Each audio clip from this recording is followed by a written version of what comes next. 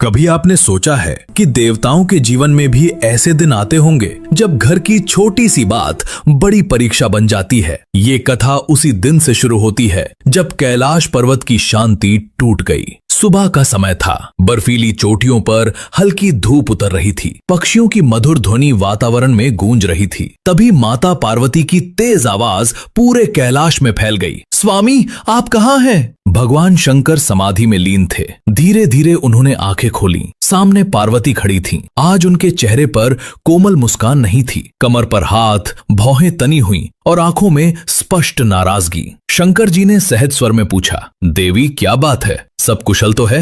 पार्वती बोली, कुशल? आप सच में पूछ रहे हैं? सुबह से घर का सारा काम मैं अकेली कर रही हूँ। बच्चों को संभालना, भोजन बनाना, साफ सफाई करना, और आप दिन भर समाधि। भोलेनाथ ने मासूमियत से कहा, देवी मैं तो ध्यान करता हूँ, यही मेरा धर्म है। धर्म? पार्वती की आवाज और गंभीर हो गई। ध्यान से चूल्हा नहीं जलता। घर चलाने के लिए अन्न चाहिए, जिम्मेदारी चाहिए। ये शब्द शंकर जी को भीतर तक छू गए। उन्होंने कभी इस दृष्टि से सोचा ही नहीं था। कैलाश पर भस्म थी, भांग थी, साधना थी, पर अनाज, वो तो सच में नहीं था। तो बताइए देवी, मैं क्या करूं? उन्होंने विनम्रता से पूछा। पार्वती बोली, कुछ कमाकर लाइए, खेती कीजिए, मजदूरी कीजिए, पर खाली हाथ मत लौटिए। इतना सुनते ही शंकर जी ने निश्चय कर लिया, ठीक है देवी, इस बार मैं लौटूंगा तो कुछ लेकर ही। तभी बाहर से नंदी की आवाज आई, प्रभु एक बात कहूं? शंकर जी बाहर आए। नंदी ने धीरे से कहा, यदि खेती करनी है तो वृंदावन जाइए, वहां भगवान जगन्नाथ के बड़े खेत हैं, पर एक बात याद रखिएगा, वे बहुत चतुर हैं। भोलेनाथ हंस पड़े, नंदी मैं भी कोई कम नहीं हूँ, सब ठीक होगा।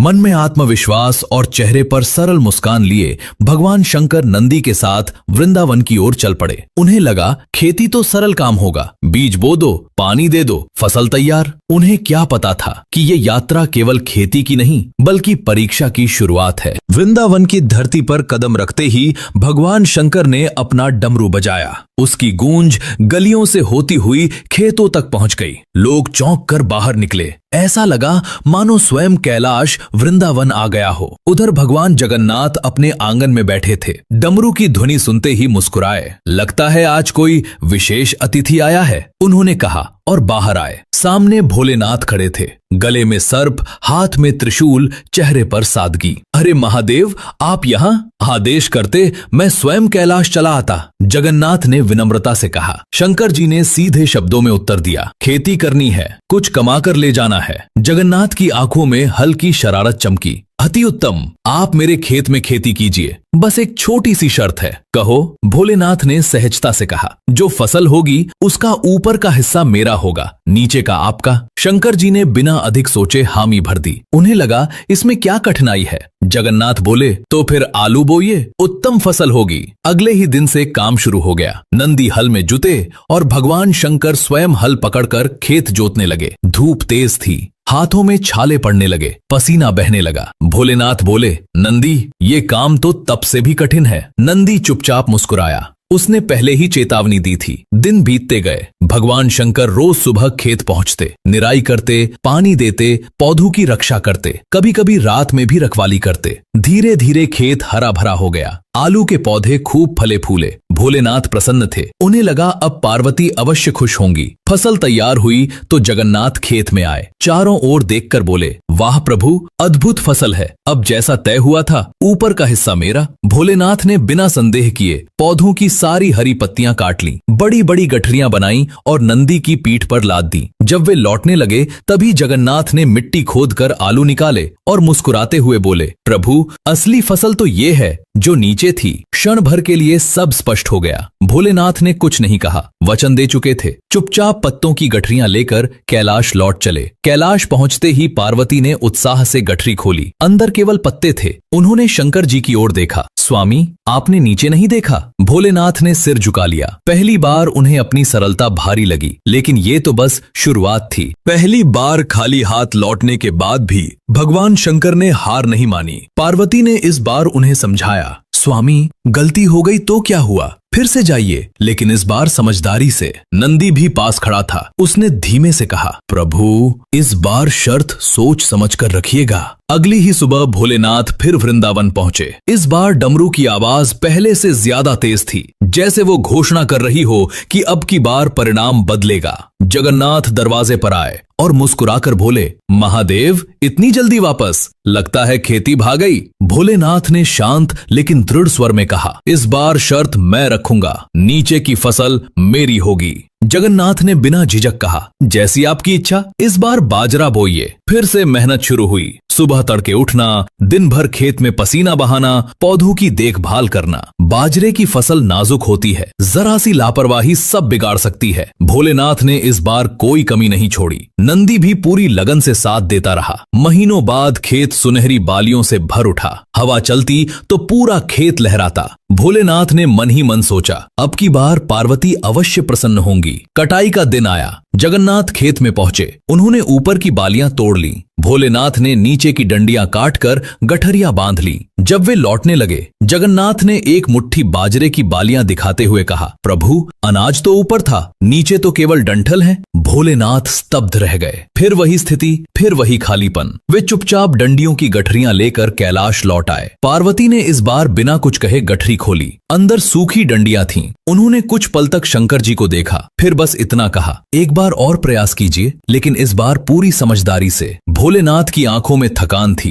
पर हार नहीं थी। उन्होंने कहा, अब की बार कोई गलती नहीं होगी। उन्हें नहीं पता था कि असली परीक्षा अभी बाकी है। तीसरी बार जब भगवान शंकर वृंदावन पहुंचे तो उनके चेहरे पर अलग ही आत्मविश्वास था। डमरू की गूंज इस बार चुनौती जैसी लग रही थी। जगन्नाथ पहले से ही मुस्कुराते हुए बाहर खड़े थे। महादेव, लगता है अब की बार पूरी तैयारी है। भोलेनाथ ने साफ शब्दों में कहा, इस बार ऊपर भी मेरा, नीचे भी मेरा, पूरी फसल मेरी। जगन्नाथ ने बिना विरोध के कहा, अति उत्तम, इस बार मक्का बोइए। भोलेनाथ को लगा अब तो कोई संभावना नहीं बची धोखे की। ऊपर भी उनका, नीचे भी उनका। उन्होंने पूरे जोश से खेती शुरू कर दी। दिन रात एक कर दिए। धूप हो या ठंडी हवा, वे खेत में डटे रहे। मक्के की फसल को नियमित पानी, देखभाल और सुरक्षा चाहिए। भोलेनाथ ने कोई कमी नहीं छोड़ी। नंदी ने कई बार कहा, प्रभु थोड़ा विश्राम कर लीजिए, पर वे मुस्कुराकर कहते, इस बार जीत कर ही लौटूंगा।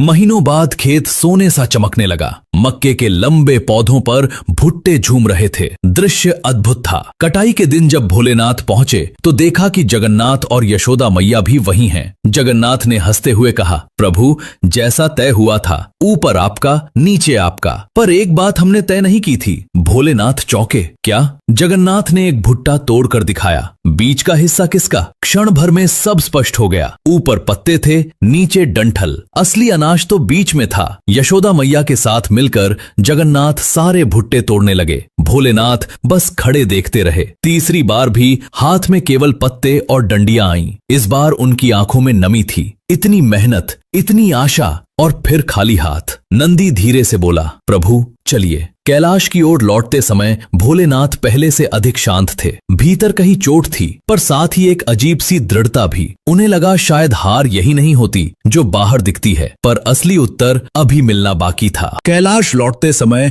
इस बार डमरू शांत था। नंदी भी चुप था। हवा चल रही थी, पर भोलेनाथ के भीतर एक अजीब सन्नाटा था। कैलाश पहुंचकर उन्होंने धीरे से गठरियां नीचे रख दी। माता पार्वती बाहर खड़ी थीं। इस बार उनके चेहरे पर न गुस्सा था, न शिकायत, बस चिंता थी। उन्होंने गठरी खोली। फिर वही पत्ते, वही डंडियां। उन्होंने शंकर जी की ओर देखा। इस बार प्रश्न नहीं था, केवल करुणा थी। भोलेनाथ धीमे स्वर में बोले, देवी 3 बार प्रयास किया, तीनों बार असफल रहा। मैं सच में इतना भोला हूं क्या? इतना कहते ही वहां प्रकाश फैल गया। भगवान जगन्नाथ प्रकट हुए। इस बार उनके चेहरे पर शरारत नहीं थी। पार्वती ने गंभीर स्वर में पूछा, 3 बार धोखा क्यों दिया? जगन्नाथ मुस्कुराए, धोखा नहीं माता, परीक्षा थी। मैं देखना चाहता था कि क्या भोलेनाथ पहली असफलता के बाद लौटेंगे नहीं, पर ये तीनों बार आए। तीनों बार पूरी मेहनत की। हार मानी क्या? भोलेनाथ चुप रहे। जगन्नाथ आगे बोले, अनाज तो खेत में उगता है, पर साहस मन में उगता है। मेहनत, धैर्य और जिम्मेदारी, यही असली फसल है। पार्वती की आंखें भर आईं। उन्होंने शंकर जी का हाथ थाम लिया।